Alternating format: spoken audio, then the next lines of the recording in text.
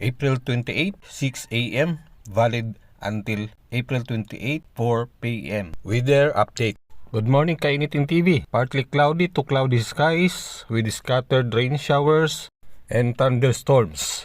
Ngayong umaga ang mga lugar: Surigao del Sur, Bislig, Loreto, Davao Oriental, Davao Occidental, Sarangani, Eastern Leyte, Eastern Samar, Palawan, Eastern Mindoro, Calibo, Batangas, Aurora, Cavite.